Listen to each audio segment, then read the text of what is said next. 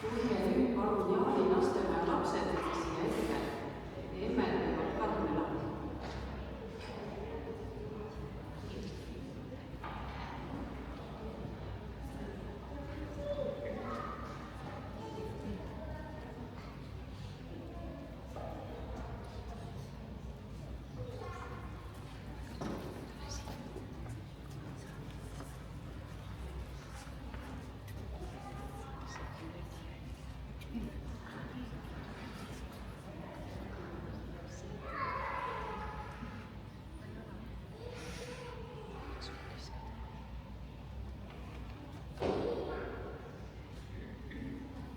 Võite sohvis Karmela lapsed.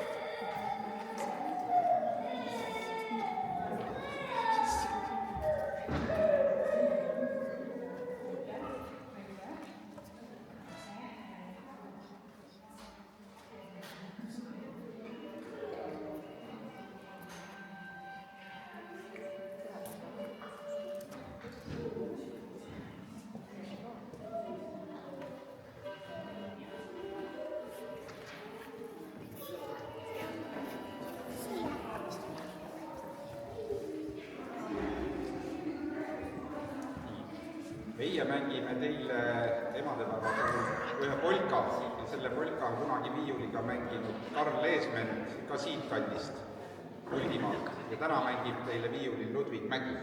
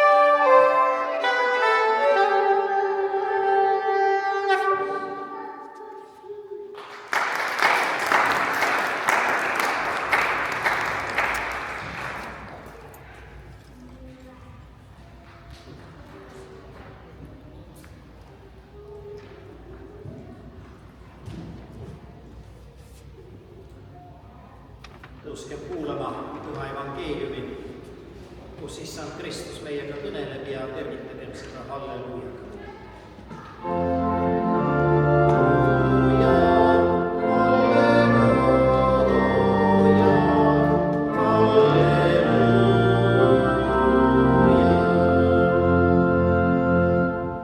Lugemine Püha Luuka evangeeliumist 11. peatükist. Jeesus ütleb, paluge ja teile antakse. Otsige ja te leiate, koputage ja teile avatakse. Sest iga paluja saab ja iga otsija leiab ja igale palujale, igale koputajale avatakse. Aga missugune isa teie seast, kellel poeg palub kala, annaks talle kala asemel maa? Või kui ta palub muna, annaks talle skorpioni? Kui nüüd teie, kes olete kurjad, oskate anda häid aime oma lastele, kui palju enam isa taevast annab püha vaim neile, kes teda paluvad. See on püha evangeelium. Kiitus olgu sulle, Kristus. Istume ja laulame püha vaimu kuulda.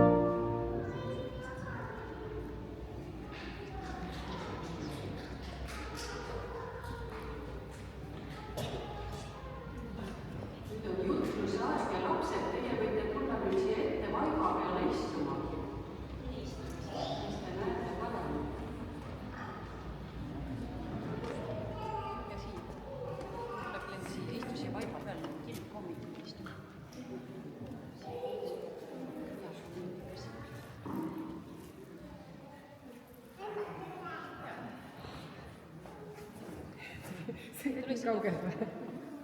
Uuesti.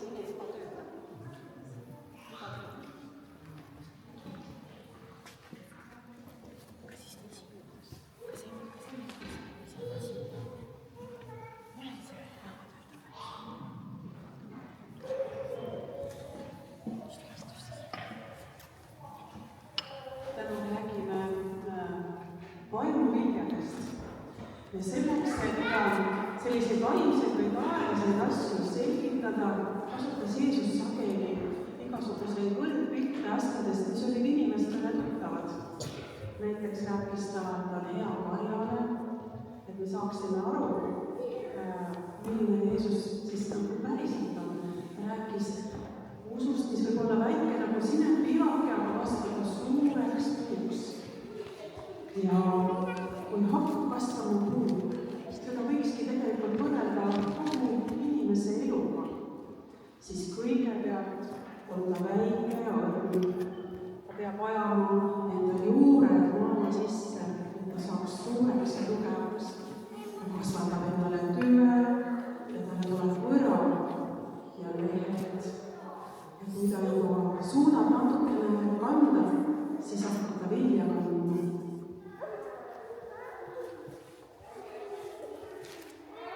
Ja need viljad võivad olla siis erinevad ja tegelikult Piiblis öeldaksegi, et vilja järgi me saame aru, milline puu siis tegelikult kasvas. Kas need viljad on kasulikud, maitsvad või on nad hoopis kibedad, mõrudad või sellised lüpsed. Aga teie tänases pildis siin te näete sellist puud, mis hakkab kandma vaimuvilja, siis kui inimene käib koos Jumalaga, püha vaim, siis hakkab tema elus ilmama vilju.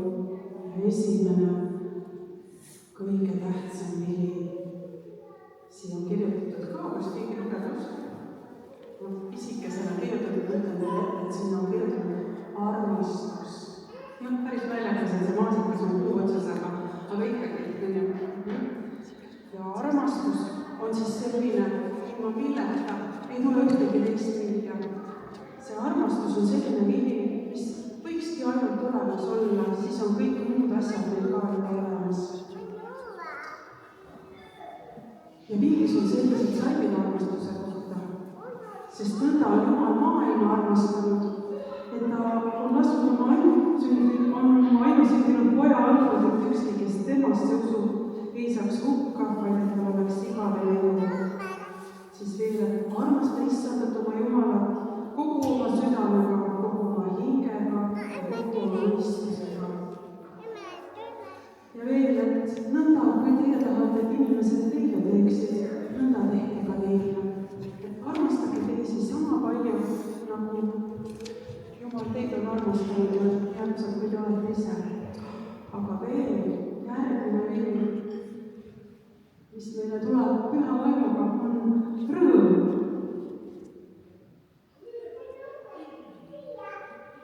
Rõõm on selline, et me võiksime alati leida põhjuseid oma elus tänuks ja rõõmuks.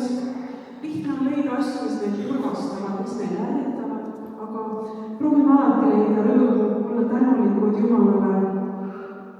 Ja Jumal kutsub ka üles, mängige pille, rõõkake rõõmust, hõisake, et me kristlasena võiksime olla sellise rõõmsa südamega täis lootust. Ja Piiblis on kirjutatud, tal ei ole rõõmu ülekohtust, aga ta rõõmustab tõe üle. Ja olgu sul rõõm Issandas, siis ta annab sulle, mis su süda kutsub. Ja teie ärge kurvastage, sest rõõm Issandas on teie raam, eks annab meile siis jõudu elus ja tuge. Kolmandaks viljaks võiks olla rahu.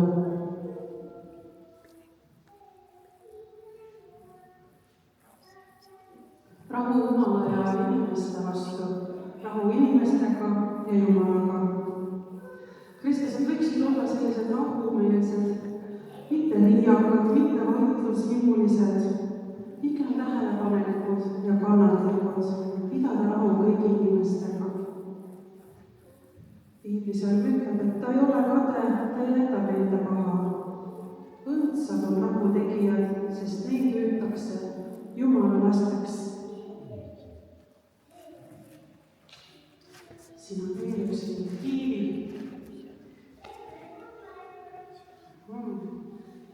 See on pikk meel.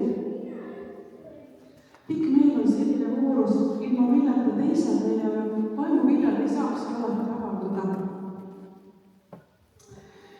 Me alati tahaksime avada kohe oma kinnitusi, me tahaksime, et oleks kohe sünnipäev, et vahest need head asjad nõuavad pingutust. No te nägite, kuidas täna lapsed esinesid. Pillimäng, laulu õppimine, see on pingutus, see võtab kaua aega, meil on vaja kannatlikkust. Samamoodi muude raskuste elus peame olema kannatlikud ja püsivad. Ja piiblisõnum ütleb, et armastus on pika meelega. Ja nõnda olles pika meelega kogeme me tõotust täitumist. Ja issand ei viivita oma tõotusi täitmast, nii tal nagu mõned peavad seda viivitamiseks, et tema on meile vastu pikameelne, sest ta ei taha, et keegi hukuks, vaid et kõik tuleksid meile parandusele. Aga veel küll, vaata, siin on viinamõri. See on lahkus. Lahkus aitab hädasolijat. Ta toetab endast nõrgemaid, need, kes on üksi, need, kes vajavad tuge, keda tuleks märgata. Lahkus märkab neid, kes on võõrad ja haiged ja vajavad toetamist. Lapsed, ärgem armastagem sõnaga ja keelega, vaid teoga ja tõega. Kandke üksteise koormad, sest nõnda te täidate Kristuse seadust. Paneme siia veel kirsid. Meil võib siin olla headus. Headus on õrnus sinu käitumises ja sinu elus. Pühas maailma ei ole teravad ja kibedad, ei torka teisi, vaid nad on õrnad leebed, viisakad leebe kõnega, sellega, kellega on meeldiv suhelda. Ja piiblisõnum ütleb, ta ei käitu näotult ja ta ei otsi oma kasu. Ja nõnda paistab teiegi valgus inimestele, et nad teie häid tegusid nähes ülistaksid oma issa, kes on olemas.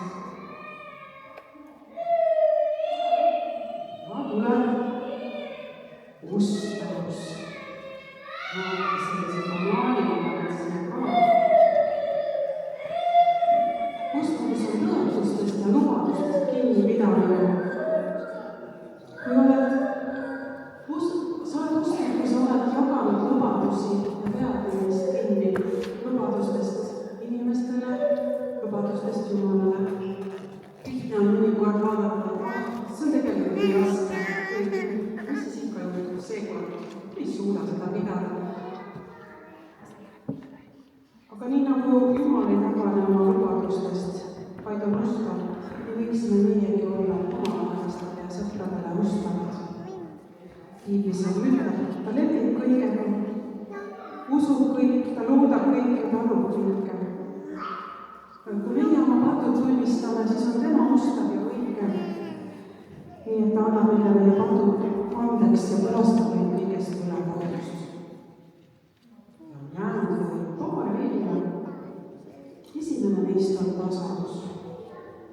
Eelmine tasavus. Olla alandlik ja mitte püüda iga hinna eest esile tõusta. Märgata, kuulata, arvestada teistega. Tasandus võib olla ka enesekindlus, et sa oled piisavalt väärtuslik ka siis, kui sa ise esile ei lüki.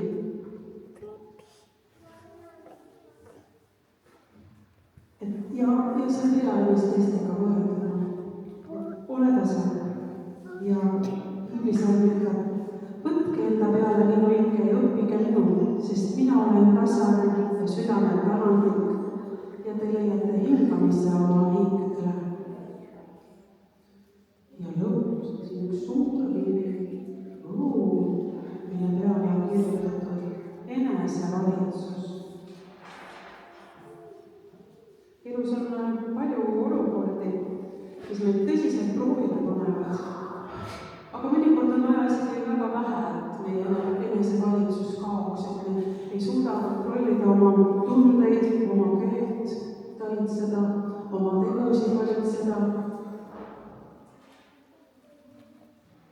Et püha palju abiga me saame kasvada, et me õpime ennast paremini väljendama, õpime rahunema, õpime õppima olema kannatlikud.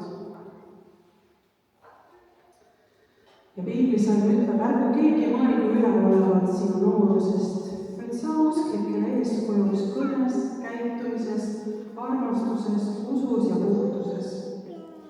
ja kui te vaatate seda puud, mis on vilja täis, siis me võime mõelda nagu päris elus, kas see puud kannavad vilja iga aasta ühepalju? Mõnikord on olud erinevad ja see vilja kandmine ei tulegi nii hästi välja. Olete ka näinud, et mõnikord mõni uus kuivab ja mõni puugi kuivab, näiteks kui on põuaeg, kui tulevad kahjurid või haigused. aga kuidas siis püsima jääda? Eks ikka, et hoida ühendust Jumalaga, suruda oma juured kõvasti maasse, käia, olla ühenduses oma kogudusega, lugeda piiblit ja palvetada, paluda abi Jumalat. tema on meie aednik, kes hoolitseb meie eest, kes istutab meid heale pinnasele, väärtab, kes lõikab ära oksamise hilja ja kannab meile koormast. kasvatame siis endale tugevad juured, et me saaksime mõelda plaanile.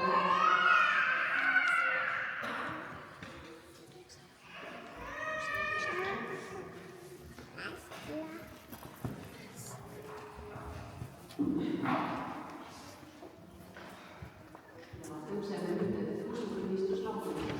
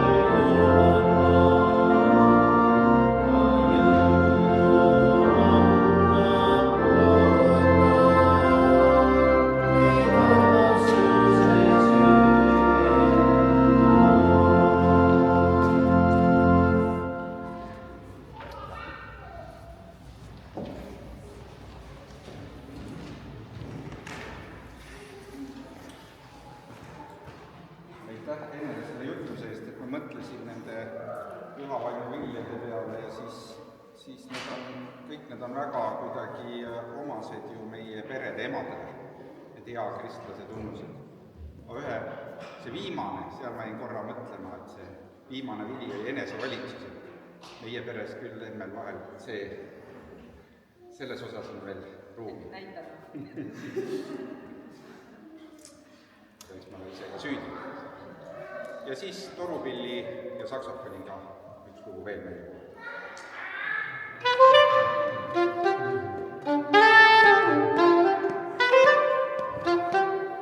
Thank you.